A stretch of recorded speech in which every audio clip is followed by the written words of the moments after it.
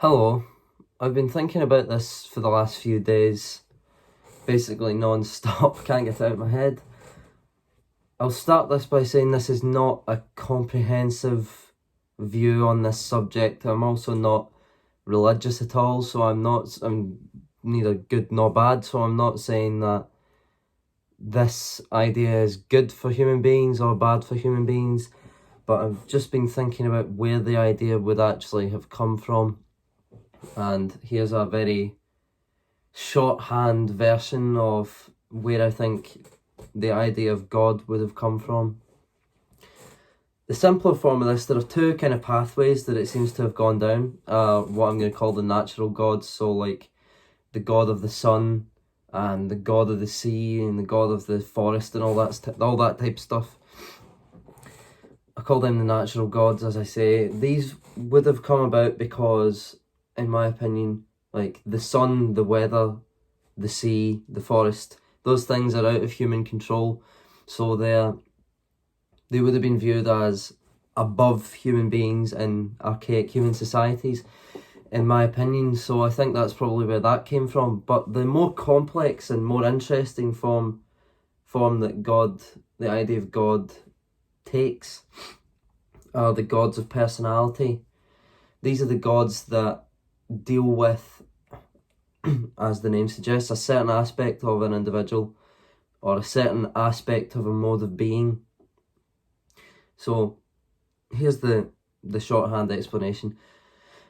Imagine a group of cavemen, Homo erectus, Homo habilis, even Australopithecus probably had some of that type of stuff, had some of these ideas, they just didn't know how to formulate them. But imagine a group of cavemen sitting around, living their lives out as they normally do. And one of the guys is obviously the leader, because it seems to me that in like hundreds of thousands of years ago, more than likely, it was male-led, the human societies and human groups, because it was the men who were the ones who had to go out and get the food, essentially, and they would have ended up having to keep peace, since the strongest man will basically have the monopoly on violence in a small group like that. So they would have had to figure out a way out of just total tyranny. Over time, they would have had to observe how the leader acts, and what they would have gotten from that, once the brain size increases to a decent amount, like in Homo habilis, would be an idea of the type of person that is a good leader and the type of person that brings about a peaceful order in the group. So they would have idolised this guy. They would have idolised the guy who was out getting the food, coming back, keeping a peaceful order among the group. They would have, over time, begun to see him as above themselves, much like they would have seen the weather and the forest and that above themselves. And as language evolves, they're able to tell each other about how they idolise the guy. And when that comes about and they're able to tell each other, they're able to go, oh, so you think that this attribute from this guy is good as well, and you think that this is good as well. And also, they would have been able to say what's bad about him and gossip, but they would have been able to say, over time, articulate the principles and the attributes of a person's personality that constitute a good leader and bring about a peaceful order within the group. And as the guy is not a monolith, as the leader, and no person actually is a monolith, he has many attributes. And so each of these attributes becomes a goal to strive towards. And that's the first layer of abstraction, to take the attribute of the personality from the personality themselves and say, there's a goal that I can strive towards, is to be calm in the face of danger, for example. That would maybe have been an example of something like that. What then would happen is, once they've got this one layer of abstraction, they've got the goals that they need to strive towards to bring about a peaceful order and to have good leaders. Many groups would have over time come together as the human population increases and they live closer and closer together.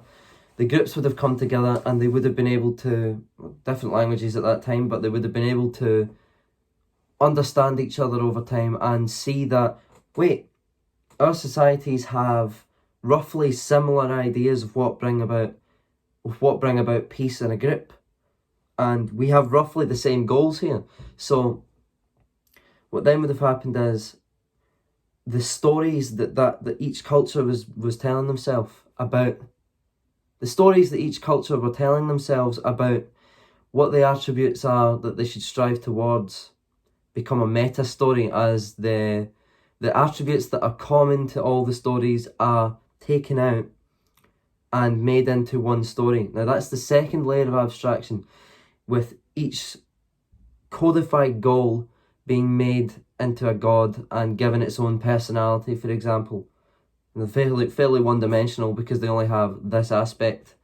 Like, they only have the aspect of being a peaceful person, or being like Thoth, the god of wisdom from Egypt. They only have that. They are basically unidimensional. Now, over time, these people would notice that these attributes can be present in one person, as they did at the start. It's kind of a return to the roots, as it were.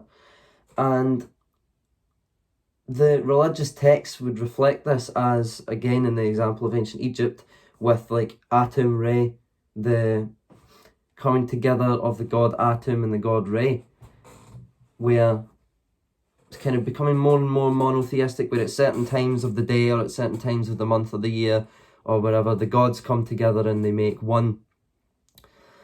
Monotheism comes out of this, and that is articulated in the Old Testament. That was the first, or it's the earliest example that I know of monotheism being codified in that way. There may have been others, I'm not saying there weren't, and if there were, tell me. This is the third layer of abstraction, where it's taken, like, all of the constituent elements are made into one again, and it's just known as God. I mean, the Old Testament God is very contradictory and capricious and arbitrary and all this. We all know that, but I mean, this is that's possibly a leftover from the natural gods, like the element of the storms and all this. Like, that's possibly a remnant of that. I'm not sure if that's just something I thought just there when I was saying it.